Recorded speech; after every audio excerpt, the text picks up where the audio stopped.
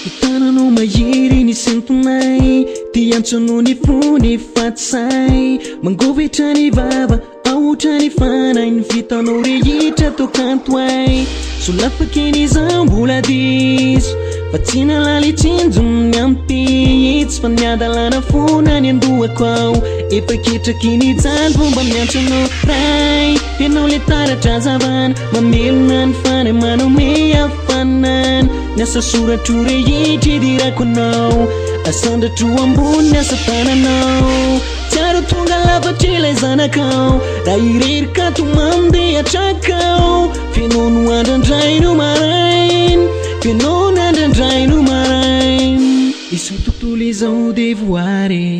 naorinao ka tolavorary fianao le tokana tsy manaparo mpanjaka tena afo tompotsy toso lafaky ny zambola diso fa tsy nalaly-tsinjo ny ampitso fa niadalana fona ny andohako ao efa ketraky ny jalo fomba miantsanao ray ianao le tara-pahazavana mamelona ny fanay manome afanany niasa soratro rehitra idirako anao asandratro ambony niasa tananao tiaro tonga lafatry ilay zanakao raha toloka tomandeha trakao fianono andrandray no marainy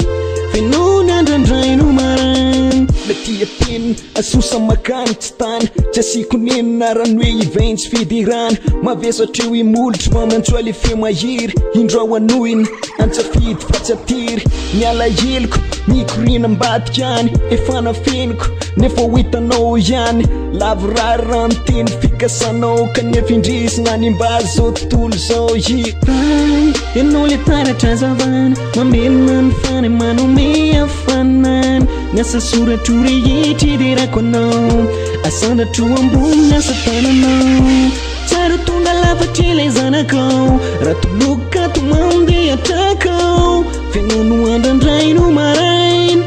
fianono andrandray no marainy ray ianao le tara-pahazavana mamelona ny fanay manome afanany niasa soratro rehitra idirako anao asandratro ambony niasa tananao tiaro tonga lafatry ilay zanakao raha toloka tomandeha trakao fianono andrandray no marainy fianono andrandray no marainy